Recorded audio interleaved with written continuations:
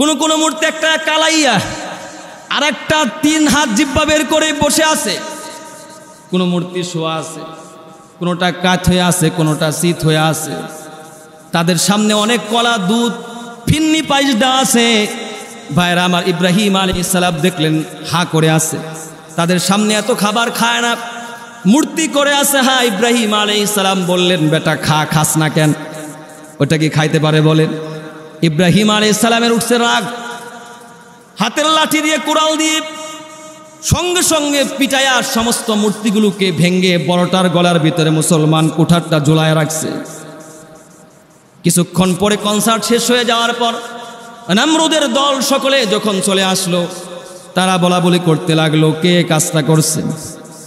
ক্বালু মান ফাআলা হাযা বিআলিহাতিনা ইন্নাহু লামিনাজ যালিমিন। আল্লাহু আকবার। মুশরিকরা বলতে লাগলো, আমাদের মূর্তির সঙ্গে যারা এমন আচরণ করেছে নিশ্চয় তারা সীমালঙ্ঘন করেছে। সুরের মায়ের বড় গলা। কার মার বড় গলা? ওরা কয় সীমালঙ্ঘন করছে। ইব্রাহিম আলাইহিস সালাম কি সীমালঙ্ঘন করছে? জুলুম করছে নাকি ভাই? পৃথিবীর ইতিহাসে আপনারা দেখবেন কিছু মানুষ আছে মায়েরাও জিততে চায়, কাইন্দাও জিততে চায়। অপরাধ ওরা করবে ঠিকই, দুষ্টা চাপায় দিবা আরেকজনের উপরে। অন্যায় ওরা করে ঠিক, কিন্তু এটা স্বীকার করতে চায় না, আরেকজনের কাঁধে দিতে চায়। ওরা বলল, যারা এই মূর্তির সঙ্গে এমন আচরণ করছে ওরা নিঃসন্দেহে সীমালঙ্ঘন করেছে। তারা বলাবলি করতে লাগলো, কে এমন কাজটা করতে পারে? জানতে পারলো ইব্রাহিম তো তার ভীষণ মিশনকে বাস্তবায়ন করার জন্য আমাদের মূর্তির বিরুদ্ধে দাওয়াত দেয়, মানুষকে বুঝায়, সুতরাং সে কাজটা করতে পারে। হযরত ইব্রাহিমকে নমরুদের পুলিশ হাতে হ্যান্ডকাপ পরিয়ে নিয়ে গেল। এই জন্য মুসলমান মানুষ ভালো হলেও নবীদের হাতেও মুসলমান হ্যান্ডকাপ পড়তে পারে। দিনের পথে চললে, ইসলামের পথে চললে অনেক সময় জেলখানায় যাওয়া লাগতে পারে। তাই বলে মুসলমান খারাপ ভাবা যাবে? হযরত ইব্রাহিম আলাইহিস সালাম তিনি আল্লাহ রাব্বুল আলামিনের এমন একজন প্রিয় বন্ধু, এমন একজন খলিল ছিলেন। আল্লাহ রাব্বুল আলামিন এজন্যই কুরআনুল কারীমে সূরাতুল ইব্রাহিম নামে কোরআনে একটি সূরা দান করেছেন। শুধু তাই নয়, হযরত ইব্রাহিম আলাইহিস সালাম এমন একজন পয়গম্বর, শুধুমাত্র 10 থেকে 12 জন নবী ছাড়া পৃথিবীর বুকে সমস্ত নবীদের পিতা হচ্ছেন হযরত ইব্রাহিম আলাইহিস সালাম। এই জন্য তিনাকে আবুল আম্বিয়া বলা হতো, সমস্ত নবীদের পিতা বলা হতো, বাবা বলা হতো। তিনি হচ্ছেন সমস্ত নবীদের বাবা।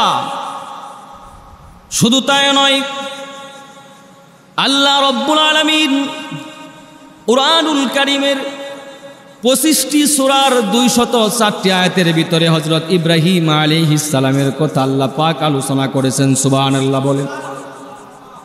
তার মানে বোঝা যায় হযরত ইব্রাহিম আলাইহিস সালামের দাম, মর্যাদা আল্লাহ তাআলার কাছে কম ছিল নাকি বেশি ছিল?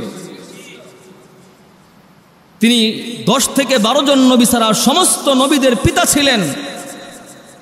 এমনকি আমাদের নবী মুহাম্মদুর রাসূলুল্লাহ সাল্লাল্লাহু আলাইহি ওয়াসাল্লামও তিনার সন্তান ইসমাইলের বংশধর।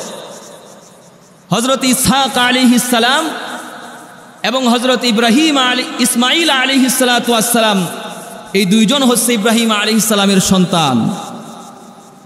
হযরত ইসহাক থেকে অসংখ্য গণিত নবী আল্লাহ রাব্বুল আলামিন পৃথিবীর বুকে প্রেরণ করেছেন, যাদেরকে বানু ইসরাইল বলা হয়, বনি ইসরাইল। এত বেশি নবী আল্লাহ রাব্বুল আলামিন ইসহাকের চেন থেকে দিয়েছেন। এক সময় তাদের ভিতরে প্রাউড কাজ করেছিল, অহংকার কাজ করেছে। তারা ভেবেছে আখিরি নবী রাহমাতুল লিল আলামিনও ইসহাক আলাইহিস সালাতু ওয়াস সালামের বংশের ভিতরে আসবে, এই চেনের ভিতরে আসবে। কিন্তু না, আল্লাহ রাব্বুল আলামিন সর্বশেষে সময়কে পরিবর্তন করে দিলেন। হযরত ইসমাঈল আলাইহিস সালাতু ওয়াস সালামের শ্রেণে তার সিলসিলার ভিতরে আল্লাহ রাব্বুল আলামিন আখিরি নবী মুহাম্মদুর রাসূলুল্লাহ সাল্লাল্লাহু আলাইহি সাল্লামকে পাঠালেন। আমার বন্ধুগণ, হযরত ইব্রাহিম আলাইহিস সালামের জীবনী যদি আমরা আলোচনা করি তাহলে এইভাবে বলতে হবে, বর্তমানে ইরাকের বাবেল শহরে কালদানি নামক এক সম্প্রদায়ের ভিতরে নমরুদ নামে একজন বাদশা ছিল। নাম কি ছিল বাদশার বলেন? নমরুদ। এই নমরুদ বাদশা অত্যন্ত জালেম ছিল, নিষ্ঠুর ছিল, পাষণ্ড পামর প্রেতাত্মা ছিল। 1-2 বৎসর নয়, দীর্ঘ 400 বৎসর এই নমরুদ ক্ষমতায় ছিল। 400 বৎসর ক্ষমতায় থাকবার পরে নমরুদ মুসলমান একবার নিজেকেই খোদা বলে দাবি করে ফেলল। এটাই পৃথিবীর ইতিহাস। কোনো মানুষ যদি বেশি দিন ক্ষমতায় থাকে, কোনো মানুষ যদি বেশি দিন কোনো দায়িত্বে থাকে, তার ভিতরে একটা অহংকার চলে আসে, অহমিকা আত্মম্ভরিতা চলে আসে, মানুষকে আর তার মানুষ মনে হয় না। নমরুদ নিজেকে খোদা বলে দাবি করল। ঠিক এই মুহূর্তে স্বপ্ন যুগে নমরুদ একদিন দেখতে পেল তার রাজ্যের ভিতরে একজন সন্তানের জন্ম হবে, যেই সন্তানটা তার রাজ্যের জন্য হুমকি হয়ে দাঁড়াবে। নমরুদ এই স্বপ্নের কথাটা তদানীন্তন সময়ে যারা সবচেয়ে বেশি স্বপ্নের ব্যাখ্যা জানত তাদের সঙ্গে ডিসক্রাইব করল, তারাও বর্ণনা করলো, হ্যাঁ, কিছুদিন পরে আপনার রাজ্যের ভিতরে একজন ছেলে সন্তানের জন্ম হবে, যেই সন্তানটা আপনার রাজ্যের জন্য হুমকি হয়ে দাঁড়াবে। এই কথা শুনবার পরে সঙ্গে সঙ্গে নমরুদ ঘোষণা দিয়ে দিল, এখন থেকে আমার রাজ্যের ভিতরে কোনো ছেলে সন্তান জন্ম এলাও হবে না। ছেলে সন্তান যদি জন্মগ্রহণ করে তাকে দুনিয়া থেকে বিদায় করে দেওয়া হবে। নমরুদ মুসলমান এই অ্যানাউন্স করে দিল, ঘোষণা করে দিল। কিন্তু মজার ব্যাপার হলো, নমরুদের একজন গুরুত্বপূর্ণ মন্ত্রী ছিল, নাম ছিল তার আজর। রাষ্ট্রের প্রধান পুরোহিত তিনি ছিলেন। তিনি হচ্ছেন হযরত ইব্রাহিম আলাইহিস সালামের বাবা আজর।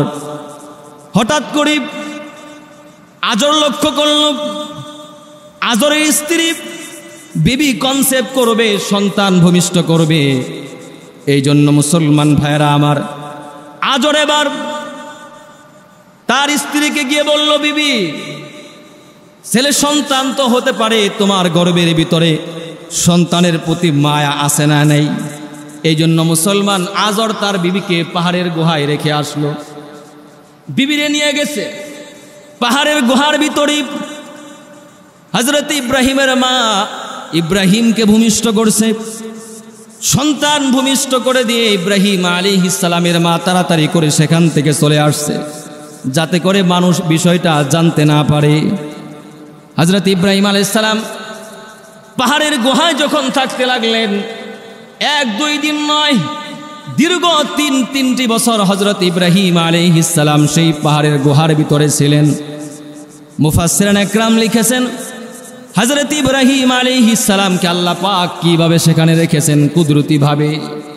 হযরত ইব্রাহিম আলাইহিস সালাম ক্ষুধার যন্ত্রণায় মুখের ভিতরে যখন আঙ্গুল দিতেন, তিনার এক আঙ্গুলের অগ্রভাগ দিয়ে মধু বের করে দিতেন কে?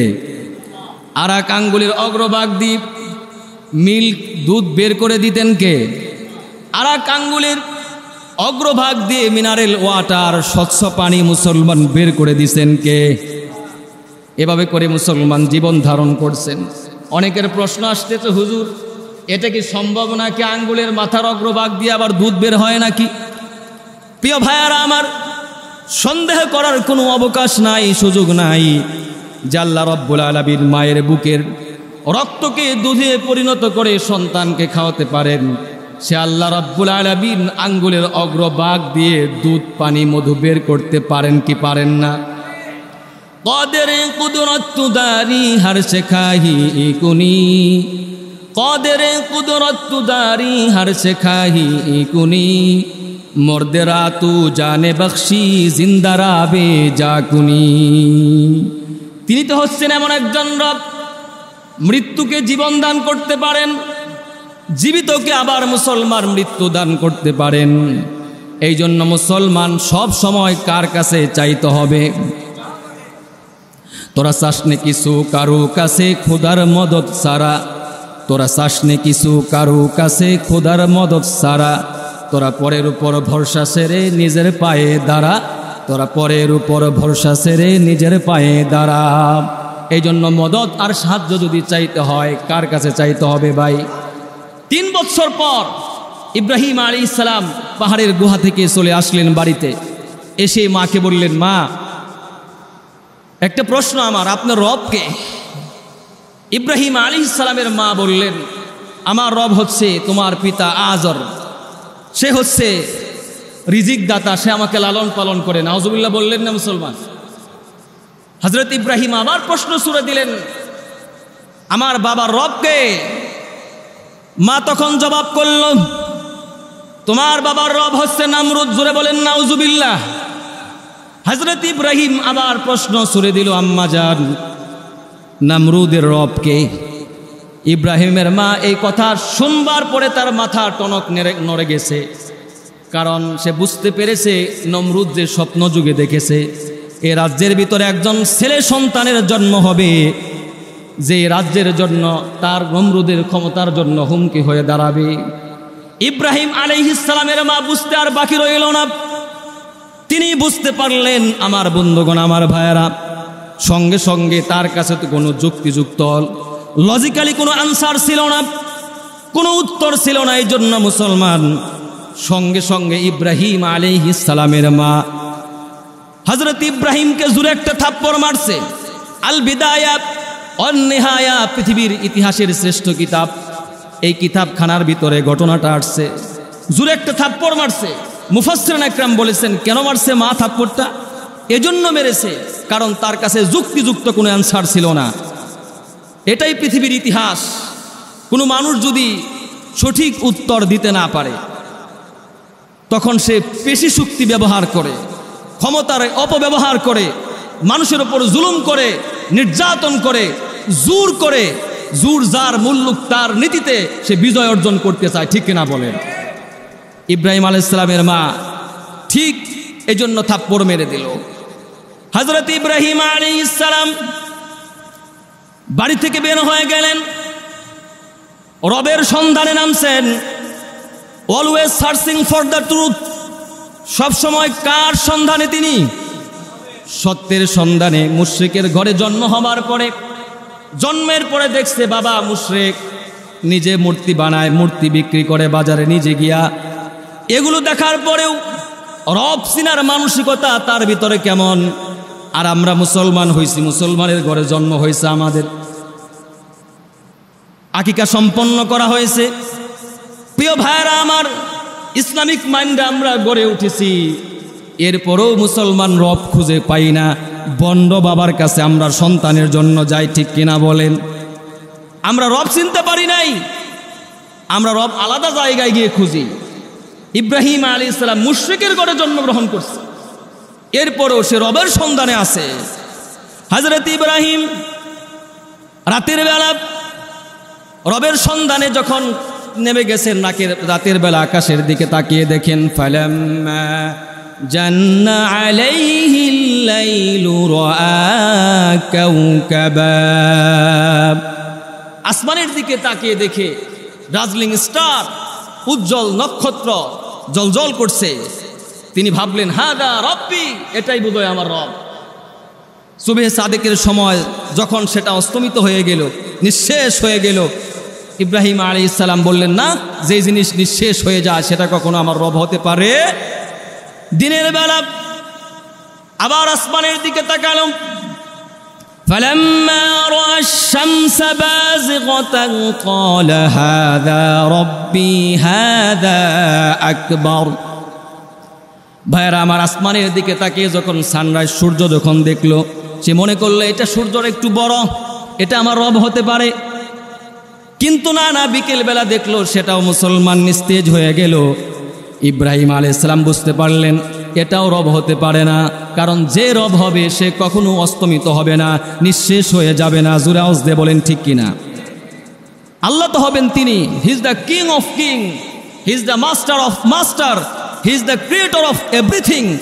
যিনি রাজার রাজা হবেন, যিনি সমস্ত মাস্টারের মাস্টার হবেন, যিনি সমস্ত মাখলুকের সৃষ্টিকর্তা হবেন, তিনি চিরঞ্জীব, চিরস্থায়ী হবেন, তিনি সব সময় তিনি আর বিদ্যমান থাকবে, ঠিক কিনা বলেন?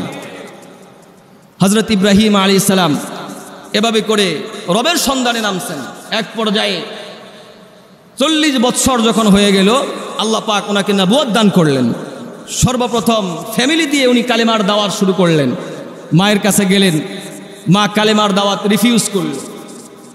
বাবার কাছে চলে গেলেন, বাবার কাছে গিয়ে কি বললেন? প্রিয় ভাইয়ারা আমার, কুরআনুল কারীমের ভিতরে আল্লাহ রাব্বুল আলামিন স্পষ্ট আকারে বলে দিয়েছেন, ইয়া আবাতি ইন্নী ক্বাদ জাআনি মিনাল ইলমি মা লাম ইয়াতিকা ফাত্তাবি'নি আহদিকা সিরাতান সাওয়িয়া। হে আমার বাবা, আল্লাহ পাক আমাকে যে ইলম দান করেছেন সেই ইলম আপনাকে দান করেন নাই, সুতরাং follow me, I will guide you on the straight পথ, অন দ্য প্যারাডাইস পথ। হে আমার পিতা, আপনি আমাকে অনুসরণ করেন, আমি আপনাকে জান্নাতের পথ দেখাবো, সোজা পথ দেখাবো। সুবহানাল্লাহ বলেন। কিন্তু বাবা কি বলল? ক্বালা আরাগিবুন আনতা আন আলিহাতি ইয়া ইব্রাহিম লাইন লাম তানতাহি লাআরজুমান্নাকা ওয়াহজুরনি মালিয়া। আমার সন্তান হয়ে আমাকে তুমি দাওয়াত দাও, আমার চেয়ে বেশি বুঝো? আমি পাথর দিয়ে তোমার মাথা থেতরে দিব, যদি তুমি ফিরে না আসো, তুমি আমার সামনে থেকে দূর হয়ে যাও। এটাই পৃথিবীর ইতিহাস। এই যে ইগু, অহংকার, কোন ছোট মানুষ যদি কোনো বড় মানুষকে কালেমার দাওয়াত দেয়, অনেক বড়রা এরকম বলে থাকি আমরা, চোখের সামনে বড় হইলি, বড় বড় কথা বেশি বুঝস, আছে না নাই? ভাইরা আমার, এটা হচ্ছে একটা ইগু কাজ করে, আমাদের ভিতরে অহংকার কাজ করে। কেউ মানতে চায় না। আপনি একজন ড্রাইভারকে জিজ্ঞেস করবেন আপনার ড্রাইভিং স্কিলটা কেমন, বলবে আমি 20 বছর যাবৎ গাড়ি চালাই। একজন বড় আলেম যদি কোনো সময় একটু ভুল করে থাকে, ছোট আলেম যদি তাকে ভুল শুধরানোর জন্য একটু বলে দেয়, বলে আমারে ভুল ধরে, 30 বছর যাবৎ আমি পোলাপান পড়াই, ফতোয়া লেখি, ঠিক কিনা বলে? অহংকার, অহমিকা, আত্মম্ভরিতা কাজ করে, সত্যটা নিতে চায় না। ফ্যামিলিতে দেখবেন অনেক সময় ভাতিজা ভাগিনা বড় আলেম হয়, মামাদেরকে শরীয়ত বিরোধী কোনো কাজ দেখলে সে নিষেধ করে, মামার অনেক সময় তাকে উপধমকি দেয়, বেশি বুঝো। আরে ভাই, সে আপনার বয়সে ছোট হতে পারে, যার কাছে আসমানে ইলম আছে সে একজন চক্ষুষ্মান, যার কাছে আসমানে ইলম নাই সে যত বড় ডাক্তার, ব্রিগেডিয়ার, ইঞ্জিনিয়ার হোক না কেন, সে একজন অন্ধ, ঠিক কিনা বলেন? 60 বছরের একজন অন্ধকে যদি 10 বছরের একটি যুবক যদি বলে চলুন আপনাকে একটু পথ দেখিয়ে দেই, এখন সেই বৃদ্ধ যদি বলে তুমি ছোট্ট মানুষ, তুমি আমাকে কি রাস্তা দেখাবে, ওই লোকের গর্তে পড়ার সম্ভাবনা আছে না নাই? ঠিক তদ্রূপ আপনার ভাগিনা ভাতিজা, তার কাছে ইলম আছে, আপনার সে তার বয়স কম হতে পারে, আপনার মসজিদের ইমাম সাহেব আপনার সে বয়স তার কম হতে পারে, কিন্তু তার কাছে আসমানে ইলম আছে। আপনার মসজিদের খতিব সাহেব আপনার সে বয়স তার কম আছে, তার কাছে আসমানে ইলম আছে, এই জন্য সে একজন চক্ষুষ্মান।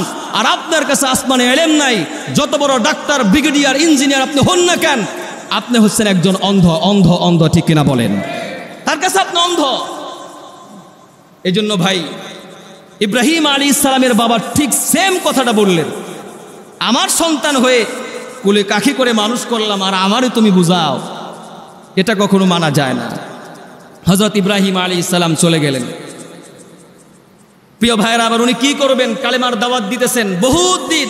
দাওয়াত দেবার পরে ওনার সন্তান, ওনার স্ত্রী হযরত সারা আলাইহিস সালাতু ওয়াস সালাম এবং ওনার ভাগিনা হযরত লূত আলাইহিস সালাম, কেউ বলছেন ভাতিজা, ইসলাম কবুল করছেন। মাত্র 2 জন মানুষ। হযরত ইব্রাহিম পয়গম্বর হতাশ হয়ে পড়লেন, কি করা যায়? উনি চিন্তা করলেন দেশের ভিতরে এমন একটা দুর্ঘটনা ঘটাবো যার কারণে পুরা দেশের মানুষের ভিতরে এক চেতনা জাগ্রত হয়ে যায়। নমরুদের দেশের ভিতরে প্রতি বছর এমন একটা মেলা হতো, কনসার্ট হতো, সেখানে উলঙ্গ নারীদেরকে নিয়ে নাচানো হতো। সকলেই সেই মেলায় অংশগ্রহণ করত। স্বয়ং নমরুদ সেখানে যেত। হযরত ইব্রাহিম আলাইহিস সালাম চিন্তা করলেন এই সময়টাকে কাজে লাগাতে হবে, ঘটনা তখনই ঘটাতে হবে। সবাই যখন মেলায় চলে গেল, ইব্রাহিম আলাইহিস সালামের কাছে তারাও ইনভাইট করলো মেলায় যাবার জন্য। উনি বললেন ইন্নী সাকিম, আমি অসুস্থ। যদিও মুসলমান বাহ্যত দৃষ্টিতে তিনি অসুস্থ ছিলেন না, শারীরিকভাবে অসুস্থ ছিলেন না, কিন্তু মানসিকভাবে অসুস্থ ছিলেন। এই জন্য কারণ মুসলমান ভাই, একজন নবী হওয়ার পরে তার বাপ মা যদি কালেমা গ্রহণ না করে, উম্মত যদি জাহান্নামের পথে হাঁটে, ওই নবী কি কখনো মানসিকভাবে সুস্থ থাকতে পারে নাকি? সেজন্য বলে দিলেন আমি তো অসুস্থ, যেতে পারবো না। ইব্রাহিম আলাইহিস সালাম রয়ে গেলেন, সকলেই চলে গেল। উনি এটাকে গোল্ডেন অপরচুনিটি, সুবর্ণ সুযোগ মনে করে চলে গেলেন টেম্পলে, হিন্দুদের মন্দিরে গিয়ে, মুশরিকদের মন্দিরে গিয়ে দেখতে পেলেন অনেকগুলো মূর্তি। কোন মূর্তি একটা কালাইয়া, আর একটা 3 হাত জিহ্বা বের করে বসে আছে। কোন মূর্তি শোয়া আছে, কোনটা কাঠ হয়ে আছে, কোনটা শীত হয়ে আছে। তাদের সামনে অনেক কলা, দুধ, ফিন্নি পায়েস দেওয়া আছে। ভাইরা আমার, ইব্রাহিম আলাইহিস সালাম দেখলেন হা করে আছে, তাদের সামনে এত খাবার খায় না, মূর্তি করে আছে। হ্যাঁ, ইব্রাহিম আলাইহিস সালাম বললেন বেটা খাস না কেন? ওটা কি খাইতে পারে বলেন? ইব্রাহিম আলাইহিস সালামের উঠছে রাগ, হাতের লাঠি দিয়ে, কুড়াল দিয়ে সঙ্গে সঙ্গে পিটায়া সমস্ত মূর্তিগুলোকে ভেঙ্গে বড়টার গলার ভিতরে মুসলমান কুঠারটা ঝুলায় রাখছে। কিছুক্ষণ পরে কনসার্ট শেষ হয়ে যাওয়ার পর নমরুদের দল সকলে যখন চলে আসলো, তারা বলা বলি করতে লাগলো কে কাজটা করছে। ক্বালু মান ফাআলা হাযা বিআলিহাতিনা ইন্নাহু লামিনাজ যালিমিন। আল্লাহু আকবার। মুশরিকরা বলতে লাগলো আমাদের মূর্তির সঙ্গে যারা এমন আচরণ করেছে, নিশ্চয় তারা সীমালঙ্ঘন করেছে। সুরের মায়ের বড় গলা। কার মার বড় গলা? ওরা কয় সীমালঙ্ঘন করছে। ইব্রাহিম আলাইহিস সালাম কি সীমালঙ্ঘন করছে? জুলুম করছে নাকি ভাই? পৃথিবীর ইতিহাসে আপনারা দেখবেন কিছু মানুষ আছে মায়েরাও জিততে চায়, কাইন্দাও জিততে চায়।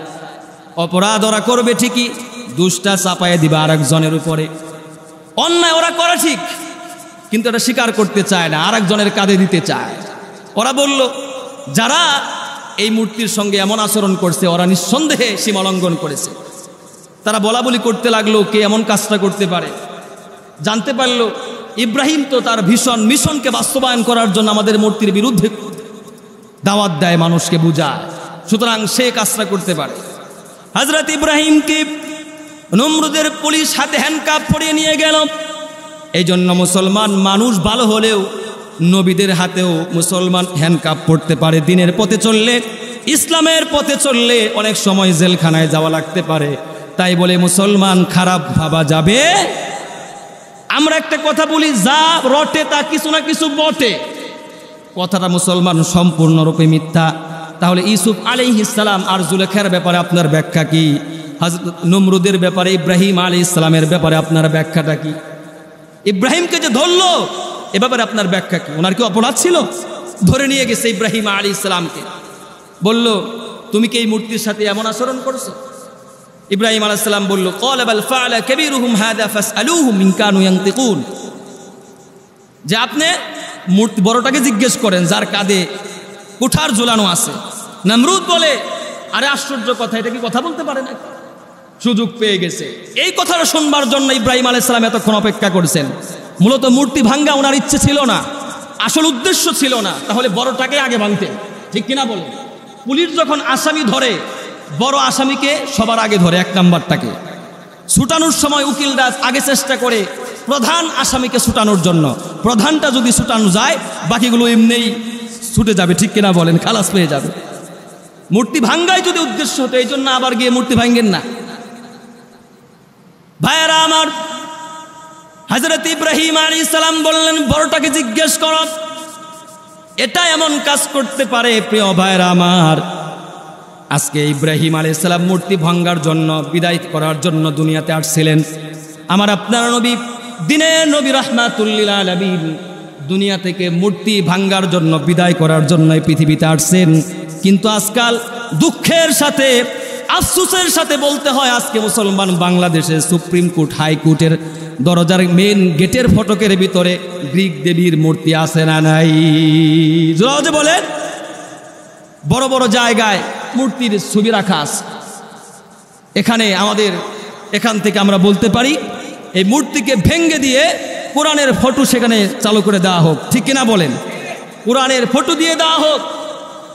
এবং শুধু তাই নয়, সেখানে একটা আয়াত লিখে দেওয়া হোক, সূরাতুল মায়েদা আয়াত নাম্বার 8, মাঝখানে মাঝের অংশ আল্লাহ পাক দিয়েছেন, ওয়ালা ইয়াজরিমান্নাকুম শানাআনু কওমিন আলা আল্লা তা'দিলু ই'দিলু হুয়া আকরাবু লিত্তাকওয়া। ভাইরা আমার, এই আয়াতের অর্থ হচ্ছে এই আয়াতটা লিখে দেওয়া এজন্য শর্ত আমি বললাম যে কোনো দল যাতে করে অ্যাগ্রেসিভ হয়ে কোনো দলের উপর শত্রুতা পোষণ করে, যাতে করে কোনো ক্ষমতা এতটা যেন উত্তেজিত না হয়ে যায়, ক্ষমতাশীল দল যাতে করে ক্ষমতাহীন দলের উপর প্রতিশোধ নিতে গিয়ে নিরপরাধ মানুষের উপর যাতে করে জুলুম না হয়ে যায়, এই কথাটা সেখানে লিখে দেওয়া উচিত। কোরআনের এই আয়াতটা লিখে দেওয়া উচিত। তাহলে সুপ্রিম কোর্টের জজ যখন মুসলমান ভিতরে যাবে, আয়াতের অর্থ দেখে যখন ভিতরে যাবে, তখন সে অন্যায় বিচার করতে পারবে না, মানুষের উপর জুলুমের বিচার করতে পারবে না, ঠিক কিনা বলেন? প্রিয় ভাইয়েরা আমার, ইব্রাহিম আলাইহিস সালাম যখন এই কথা বলল, তো মূর্তি বলল, নমরুদ তখন বলল, আরে ভাতিজা, মাথা নষ্ট হয়েছে তোমার? বাপদাদার ধর্মে কি চুনকালি দিতে চাও নাকি? আচ্ছা, তোমার রবকে বলো। হযরত ইব্রাহিম আলাইহিস সালাম বললেন, রব্বি আল্লাযী ইউহয়ী ওয়া ইউমীত, আমার রব হচ্ছে the one and only Allah, যিনি একমাত্র Allah, who gives life and death, যিনি জীবন দিতে পারেন এবং মৃত্যু দিতে পারেন। নমরুদ সঙ্গে সঙ্গে তার জেলখানা থেকে একজন জালেমকে, একজন বন্দীকে ডেকে মুক্তি দিয়ে দিল, আবার একজন নিরপরাধ মানুষকে এনে দুনিয়া থেকে হত্যা করে বিদায় করে দিল। নমরুদ বলল, ইব্রাহিম, আমিও তো জীবন দিতে পারি, আমিও তো দেখো মৃত্যু দিতে পারি। নমরুদ এই খাটাস এটা জানতো না, আসলে জীবন দেওয়ার অর্থ হচ্ছে অস্তিত্বহীন থেকে অস্তিত্ব দেওয়া, ঠিক কিনা বলেন?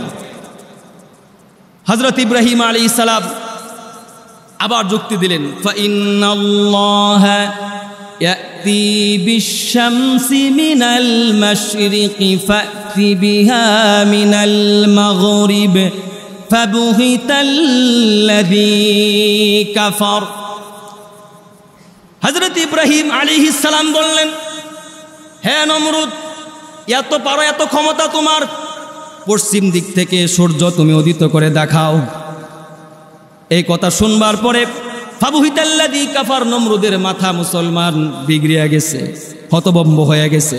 নমরুদ পাল্টা প্রশ্ন করে না, ইব্রাহিম, তাহলে তোমার রবকে বলো যাতে করে সে পশ্চিম দিক থেকে সূর্য উঠিয়ে দেখায়। নমরুদ জানতো এই কথা যদি আমি বলি, তাহলে ইব্রাহিমের রব পৃথিবীর সমস্ত নিয়মকে ভঙ্গ করে সঙ্গে সঙ্গে আল্লাহ রব্বুল আলামিন পশ্চিম দিক থেকে সূর্য উদিত করে দিয়ে ইব্রাহিম আলাইহিস সালামের ধর্ম যে সত্য ধর্ম, পৃথিবীর মানুষকে এটা জানায় দিতেন, ঠিক কিনা বলেন? এই জন্য নমরুদ এই প্রশ্ন আর করে নাই। এত প্রশ্ন করার পরে নমরুদ তো তাসকি খায়া গেছে, কোনো উত্তর নাই। নমরুদ তখন বলে, ক্বালু হাররিকুহু, তাকে জ্বালিয়ে পুড়িয়ে শেষ করে দাও, তাকে আগুনে নিক্ষেপ করো, দুনিয়া থেকে বিদায় করার ব্যবস্থা করো। বিশাল করে একটা বাউন্ডারি দেওয়া হলো, মাসাধিক কালব্যাপী সেখানে আগুন জ্বালানো হলো। প্রিয় ভাইয়েরা আমার, আগুন জ্বালানোর পরে হযরত ইব্রাহিম আলাইহিস সালাতু ওয়াস সালামকে সেই আগুনের ভিতরে নিক্ষেপ করা হলো। হযরত ইব্রাহিম আলাইহিস সালামকে যখন আগুনে নিক্ষেপ করা হলো, ইব্রাহিম আলাইহিস সালাতু ওয়াস সালাম বলেন, আমার আফসোস অত বেশি ছিল না যখন আমি দেখলাম চরক গাছের মেয়ের দায়িত্বে যে আছেন আমাকে আগুন ফেলানোর জন্য, তিনি হচ্ছেন আমার বাবা। এই দুনিয়ার বুকে সন্তান যদি বিপদে পড়ে মায়ের কাছে যায়, বাবার কাছে যায়, কিন্তু এই দুনিয়াতে আমি তো দেখছি কেউ আমার কাছে নাই, আমার পাশে নাই। স্বয়ং আমার বাবা আমাকে আগুনের ভিতরে নিক্ষেপ করার জন্য সর্বাগ্রে এসে নেতৃত্ব দিচ্ছে। হযরত ইব্রাহিম আলাইহিস সালাম অগ্নির ভিতরে বলল, ইন্নী ওয়াজ্জাহতু ওয়াজহিয়া লিল্লাযী ফাতারাস সামাওয়াতি ওয়াল আরদা হানিফাও ওয়া মা আনা মিনাল মুশরিকিন। হে আল্লাহ, আপনার দিকে আমার চেহারাকে রুজু করে দিলাম, আমি মুশরিকদের অন্তর্ভুক্ত নয়, এই দুনিয়াতে আমার কেউ নাই আল্লাহ। ইব্রাহিম আলাইহিস সালামকে যখন আগুনে নিক্ষেপ করা হলো, হযরত ইব্রাহিম আলাইহিস সালাতু ওয়াস সালামকে বাঁচানোর জন্য হযরত জিবরাইল আমিন চলে আসতে এসে বলল, ইব্রাহিম, আল্লাহ পাক আমাকে 600 ডানা দান করেছেন, তুমি একবার বলো, আপনি যদি একবার বলেন আমার একটা ডানা দিয়ে আগুনের ভিতরে বাতাস করব, সঙ্গে সঙ্গে আগুনটা নিভে যাবে। হযরত ইব্রাহিম আলাইহিস সালাতু ওয়াস সালাম বলে উঠলেন, না না, তুমি হলে মাখলুক, আমি হলাম মাখলুক। যে আল্লাহ পাক তোমাকে সৃষ্টি করেছেন সে আল্লাহ পাক আমাকেও তো সৃষ্টি করেছেন, ঠিক কিনা বলেন? সুতরাং শোনা শোনা, আগুন থেকে যদি বাঁচাতে হয় আমার রব আমাকে বাঁচাবেন। সঙ্গে সঙ্গে আল্লাহ পাক ইব্রাহিম আলাইহিস সালামের কথাটা শুনবার পরে তিনি খুশি হয়ে গেলেন। বন্ধুগণ, আসমান থেকে আল্লাহ পাক আগুনকে অর্ডার করলেন, ইয়া নারু কুনি বারদাও ওয়া সালামান আলা ইব্রাহিম। আল্লাহু আকবার। হে আগুন, তুমি ইব্রাহিমের উপর ঠান্ডা হয়ে যাও, এয়ার কন্ডিশন হয়ে যাও। আল্লাহ পাক এয়ার কন্ডিশন বানায় দিলেন। বন্ধুগণ আমার, হযরত ইব্রাহিম আলাইহিস সালাম 40 দিন আগুনে থাকবার পরে যখন সেখান থেকে বের হয়েছেন, জীবনের শেষ সায়ান্নে এসে নাতি নাতনিদের সাথে যখন গল্প করেছেন, বলেছেন এই দুনিয়ার বুকে সবচেয়ে বেশি আনন্দে ছিলাম যতদিন আমি নমরুদের আগুনের ভিতরে ছিলাম। জোরে জোরে বলেন সুবহানাল্লাহ। মুসার মতো ঈমান হলে রাস্তা হবে সাগর জলে, ইউসুফের মতো ঈমান হলে একে একে দরজা খুলে, ইব্রাহিমের মতো ঈমান যদি আজও থাকে বিদ্যমান, অগ্নিকুণ্ডে দেখতে পাবে খুবসুরতের ফুল বাগান। ঠিক কিনা বলেন? এখান থেকেই শিক্ষা পেলাম, বিপদে পড়লে মানুষ যদি মানুষের কাছে সাহায্য চায়, আল্লাহ মানুষ দিয়ে তাকে সাহায্য করেন। আর ডাইরেক্ট যদি আল্লাহর কাছে সাহায্য চায়, স্বয়ং আল্লাহ রাব্বুল আলামিন আসমান থেকে বান্দাকে সাহায্য করেন। সুবহানাল্লাহ। ইব্রাহিম আলাইহিস সালাম তিনি মিল্লাতে আবিকুম ইব্রাহিম, জাতির পিতা ইব্রাহিম আলাইহিস সালাতু ওয়াস সালাম হচ্ছে আমাদের পিতা। আমাদের পিতার নাম কি ভাই? সন্দেহ আছে? আরে ভাই, অনেক সময় দেখা যায় বিয়ে করার 3 মাস পরে অনেক বাবা সৌদি আরব চলে যায়। মেয়েরা অনেক সময় সন্তান ভূমিষ্ঠ হয়ে যাওয়ার পর 10 বছর পরে বাবা বিদেশ থেকে ফিরে আসে। এরপরে মুসলমান আসার পরে গ্রামের মানুষ, এলাকার মানুষ চিনায় দেয়, এটা হচ্ছে তোমার বাবা। বাচ্চার মা চিনায় দেয়, এটা হচ্ছে তোমার বাবা। ঠিক কিনা বলেন? যদি অনেক মেয়েরা, অনেক ক্ষেত্রে দেখা যায়, সবার কথা বলি না, পর পুরুষের সঙ্গে পরক্রিয়া করার পরেও যদি এই সন্তানটা ভূমিষ্ঠ হয়, এরপরেও মুসলমান এই সন্তানকে চিনায় দেয় তোমার বাবা হচ্ছে সৌদি আরব থাকে। মোবাইলের ভিতরে ভিডিওতে দেখায়, ইমুতে কল করে দেখায়, আসলে কিন্তু তার সন্তান না, জোর করে দেখায় এটা হচ্ছে তোমার বাবা, এটা যে তোমার বাবা। আমাদেরকে অনেক সময় দেখায়, আচ্ছা আমাদের আব্বা যে আমাদের সত্যি আব্বা, কোরআন হাদিসের দলিল আছে, কোনো ডকুমেন্টস আছে নাকি? ভুল বুঝবেন না আবার যে হুজুর আবার কি বলতেছে। কেউ তো আমরা জানি না, মায়ের কথা বিশ্বাস করে তো আব্বার আব্বাকে, ঠিক কিনা বলেন? কোনো দলিল আছে কোরআন হাদিসের? কিন্তু ইব্রাহিম আলাইহিস সালাতু ওয়াস সালাম যে আমাদের বাবা, এটা আল্লাহর কোরআন সাক্ষী। আল্লাহ পাক ডাইরেক্ট কোরআনের ভিতরে বলে দিয়েছেন। সুবহানাল্লাহ বিহামদিহি। এতে কোনো সন্দেহ নাই, বিন্দু মাত্র সন্দেহের কোনো অবকাশ নাই। ইব্রাহিম আলাইহিস সালাম আমাদের বাবা। প্রিয় ভাইরা আমার, হযরত ইব্রাহিম আলাইহিস সালাম তিনার পরিবারের ভিতর আল্লাহ পাক এতটাই বেশি বরকত দিয়েছিলেন, যেখানেই এই পরিবারের পা লাগতো সেখানেই সোনা ফলতো। ওয়াত্তাখিযু মিন মাকামি ইব্রাহিম মুসাল্লা। হযরত ইব্রাহিম আলাইহিস সালামের পা মাকাম ইব্রাহিমের উপর পড়েছে। ভাইয়ের আমার, এই পাথর আল্লাহ পাক জান্নাত থেকে দিয়েছি, এবং হজরে আসওয়াদ এটি হচ্ছে জান্নাতের পাথর। নবীজি যখন তাওয়াফ করতেন তাওয়াফ করে করে কিছুক্ষণ পর পরে মাকাম ইব্রাহিমের পাশে দাঁড়িয়ে দোয়া করতেন। সেখানে গিয়ে নামাজ আদায় করতেন, কারণ সেখানে নামাজ পড়লে দোয়া করলে তার দোয়া কবুল করে নেন কে? পা লাগছে, মাকাম ইব্রাহিমের দাম আল্লাহ পাক বাড়ায় দিছে। মাকাম মানে হচ্ছে দাঁড়ানোর জায়গা। মাকাম ইব্রাহিম, ইব্রাহিম আলাইহিস সালামের দাঁড়ানোর জায়গা। আবার হযরত ইসমাঈল আলাইহিস সালাম ইব্রাহিমের সন্তান, উনার পা লাগছে, আল্লাহ পাক সেখান থেকে জমজমের পানির ব্যবস্থা করে দিয়েছেন, সুবহানাল্লাহ। আবার উনার স্ত্রী হযরত হাজারা আলাইহাস সালাতু ওয়াস সালাম সাফা মারওয়া সাই করছেন, দৌড়াইছেন পানির জন্য। আল্লাহ পাকের কাছে এই দৌড়াদৌড়ি এতটাই ভালো লাগছে, তিনার পায়ের ছাপ আল্লাহ পাক এতটাই ভালোবাসছেন, পৃথিবীতে যত মানুষ উমরা করবে, হজ করবে, তাদের জন্য এই সাফা মারওয়া সাই করা আল্লাহ রাব্বুল আলামিন ওয়াজিব করে দিয়েছেন, সুবহানাল্লাহ। এই পায়ের ছাপটা আল্লাহর কাছে ভালো লাগছে। উনি যদি 7 চক্কর না দিয়ে 14 চক্কর দিত, 50 চক্কর দিত, পৃথিবীর সমস্ত মানুষকেও মুসলমান 50 চক্করই দিতে হতো হজ করতে গিয়ে, ঠিক কিনা বলেন? পায়ের কি বরকত, আল্লাহু আকবার বলেন ভাই। এই ইব্রাহিম আলাইহিস সালামের সাথে আমাদের নবীর কিছু বৈশিষ্ট্য ছিল, অনেকটাই মিল ছিল। 1 নাম্বার চেহারার বৈশিষ্ট্য, চেহারার অনেকটাই মিল ছিল। আল্লাহর হাবিব যখন মেরাজে গিয়েছিলেন, আসমানে ইব্রাহিম আলাইহিস সালামের সঙ্গে সাক্ষাৎ হয়েছিল, লক্ষ্য করে দেখেছেন, এসে মানুষের কাছে বলেছেন তোমাদের পিতা ইব্রাহিমের চেহারা অনেকটাই আমার মতো। 2 নম্বরে কদ কানাত লাকুম উসওয়াতুন হাসানা। আবার আমাদের নবীর ব্যাপারে, রাহমাতুল লিল আলামিনের ব্যাপারে আল্লাহ পাক উসওয়াতুন হাসানা ব্যবহার করেছেন, চরিত্রের দিক দিয়েও মিল ছিল। দুজনের চরিত্রে উসওয়া হাসানা বলেছেন কে ভাই? উত্তম চরিত্রের অধিকারী বলেছে। আরেকটি মিল হচ্ছে উলুল আজমি মিনার রসুল। এই 2 জন উলুল আজমি মিনার রসুলদের অন্তর্ভুক্ত। পৃথিবীতে 5 জন নবী। কয়জন নবী আল্লাহ তাআলার কাছে বেশি প্রিয়? হযরত ঈসা আলাইহিস সালাম, নূহ আলাইহিস সালাম, মুসা আলাইহিস সালাম, ইব্রাহিম আলাইহিস সালাম এবং আমাদের নবী মুহাম্মদ মুস্তাফা সাল্লাল্লাহু আলাইহি সাল্লাম। 5 জনের ভিতরে ইব্রাহিম আলাইহিস সালাম আছে না নাই? আমাদের রসুল আছে না নাই? মিল আছে না নাই? আবার 2 জন বাপ বেটা, নবীজির পিতাও তো ইব্রাহিম আলাইহিস সালাম, বাপ বেটা 2 জন কাবা বানাইছে।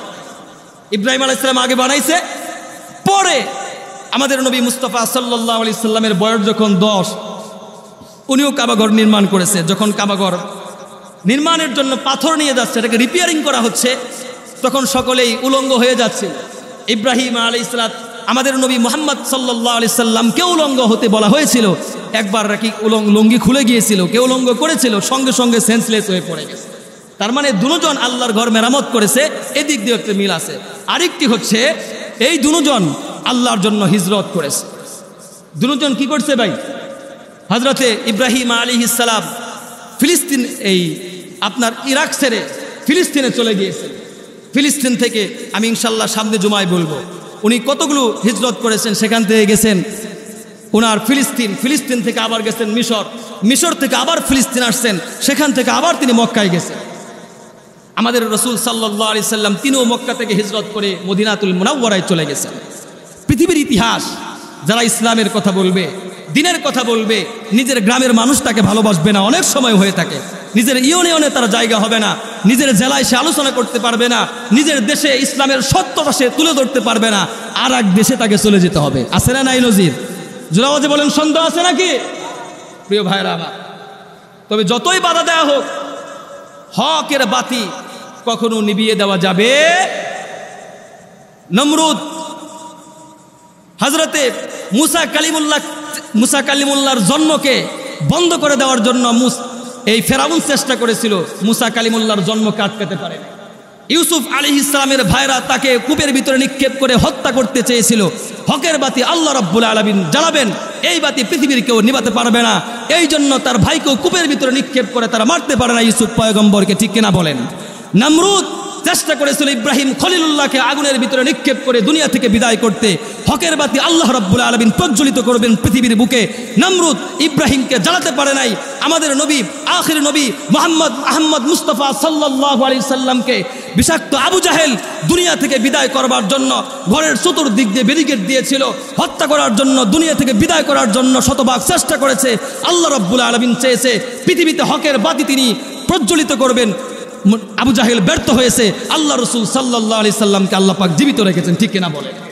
হকের বাতি আল্লাহ পাক এভাবেই জীবিত রাখেন। এরপর আরেকটি মিল হচ্ছে ইন্নী হাররামতুল মাদিনা। ইব্রাহিম আলাইহিস সালাম বলেন, আল্লাহর হাবিব বলেন যে মদিনাতুল মুনাওয়ারার ভিতরে আমি হুদুদুল হারাম এটা ফিক্স করছি, নির্দিষ্ট করছি। একটা জায়গা আছে মদিনার ভিতরেও আছে, মক্কার ভিতরে হুদুদুল হারাম এটা নির্দিষ্ট করছে ইব্রাহিম খলিলুল্লাহ, আর মক্কার ভিতরে এটা নির্দিষ্ট করছে, মদিনার ভিতরে নির্দিষ্ট করছে আল্লাহর হাবিব সাল্লাল্লাহু আলাইহি সাল্লাম, মক্কার ভিতরে নির্দিষ্ট করছে হযরত ইব্রাহিম খলিলুল্লাহ। এদিক দিয়ে দুইজনের মিল রয়েছে। একটা জায়গা আছে, এই জায়গার ভিতরে মশা মাছি মারা যাবে না। কোনো অপরাধ করলেও ছলে বলে কৌশলে পুলিশরা সেখান থেকে তাকে ধরে বাহিরে নিয়ে আসে, এরপরে তাকে পানিশমেন্ট দেয়, কিন্তু এই হুদুদুল হারামের ভিতরে মারামারি করা জায়েজ নেই। আরেকটি মিল হচ্ছে এই দুজন, একজন হচ্ছে আবুল আম্বিয়া, সমস্ত নবীদের পিতা ইব্রাহিম আলাইহিস সালাম, আরেকজন হচ্ছে সাইয়্যিদুল আম্বিয়া, সমস্ত নবীদের সর্দার হচ্ছে আকায়ে নামদার তাজদার মদিনা মুহাম্মদ মুস্তাফা সাল্লাল্লাহু আলাইহি ওয়াসাল্লাম। এদিক দিয়ে একটা মিল আছে না নাই? এই কয়েকটা মিল হাদিসের কিতাবে তাফসীর খুললে আরো অনেক মিল খুঁজে পাওয়া যায়। কয়েকটি কথা বললাম। প্রিয় ভাইয়েরা আমার, ইব্রাহিম আলাইহিস সালামের জীবনী সামনের জুমায় এরপর থেকে আমি আলোচনা করব।